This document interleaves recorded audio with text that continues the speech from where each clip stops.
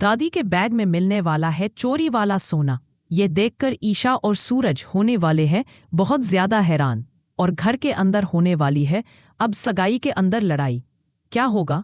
जी हाँ मेरे प्यारे दोस्तों, दंगल टीवी के मोस्ट पॉपुलर सब पति ब्रह्मचारी के आने वाले अपकमिंग एपिसोड में आप सभी को देखने को बहुत इंटरेस्टिंग मिलने वाला।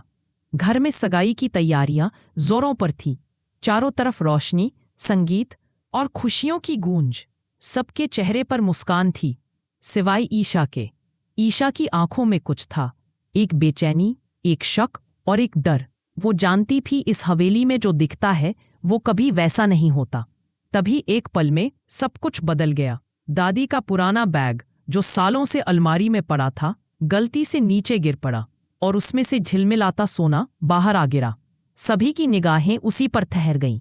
ईशा और सूरज के चेहरे पर एक साथ सवाल था, ये सोना यहाँ आया कैसे? सन्नाटा छा गया। दादी ने कांपते हुए कहा, ये सोना मेरा नहीं है। घर के हर कोने से फुसफुसाहटें उठने लगी। क्या किसी ने चोरी की या फिर कोई पुराने राज को छिपाने की कोशिश कर रहा था?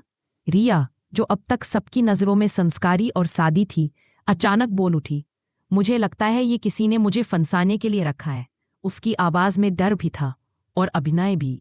ईशा ने उसकी आंखों में झांक कर कहा, या फिर तुम खुद इस खेल की मास्टरमाइंड हो। अब कहानी थोड़ी पीछे जाती है। वो वक्त जब गुलाब सिंह को जिंदगी में रिया आई थी। गुलाब सिंह शहर का सबसे रईस आदमी, मगर अंदर से बेहद अकेला। उसकी हवेली जितनी बड़ी थी उतना ही बड़ा था उसका सन्नाटा। रिया आई, मुस्कुराहट, मासूमियत और मीठे शब्दों के साथ। वो हर किसी को ऐसा महसूस करवाती थी कि वो सच्ची है, साफ है, पर उसकी हर मुस्कान के पीछे थी एक प्लान की परत। धीरे धीरे उसने गुलाब सिंह के दिल में जगह बना ली। कहती, मैं आपके बिना जी नहीं सकती।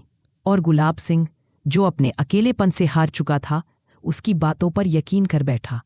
कहानी अब प्यार की नहीं बल्कि सत्ता और हवेली की जंग की थी। जब ईशा को पता चला कि उसके पिता रिया से शादी करने वाले हैं तो उसके अंदर तूफान उठ गया। वो चीखी, किसी और को माँ की जगह लेने का हक नहीं है। सूरज, जो हमेशा गुलाब सिंह को भगवान मानता था, अब देख रहा था अपने भगवान को एक ऐसी गलती करते हुए जो पूरे परिवार को तोड़ सकती थी।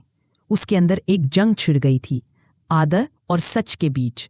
त्योहार आया, गुजिया, मिठाइयाँ और जश्न का दिन। मगर इस बार मिठास जहर बन गई। गुजिया खाने के बाद लोग एक एक कर बेहोश होने लगे। हवेली की रौनक डर में बदल गई। बंटी, जो हमेशा सच्चाई की तलाश में रहता था, हलवाई के पास पहुंचा। बताओ, गुजिया में क्या डाला गया था? हलवाई ने डरते हुए कहा, मैंने तो वैसा ही किया जैसा रिया मैडम ने कहा था। और वहीं सबको पता चल गया, ये हादसा नहीं, साजिश थी। रिया की मुस्कान अब खुली जीत बन चुकी थी। वो सबके सामने बोली, मुझे कोई नहीं रोक सकता। मैं गुलाब सिंह से शादी करूंगी, चाहे जो हो जाए। उसकी आवाज में एक ऐसा आत्मविश्वास था जो डर पैदा कर रहा था। ईशा ने ठान लिया, अब इसे सबक सिखाना ही होगा। उसने सूरज की तरफ देखा और कहा, हमें उसके झूठ को सामने लाना ही होगा। सूरज ने कहा, पर मैं ब्रह्मचारी हूं, मैं इस झूठ का हिस्सा कैसे बनूं? ईशा बोली, सच के लिए कभी कभी धर्म से बड़ा कर्म होता है। सगाई की रस्म शुरू हुई। सबके सामने दादी का वही बैग रखा गया जिसमें मिला था सोना। ईशा ने मुस्कुराते हुए कहा, रिया, तुम तो कह रही थी कि तुम्हारा इससे कोई लेना देना नहीं, तो फिर तुम्हारे फिंगरप्रिंट इस बैग पर कैसे? रिया की आंखें फैल गईं।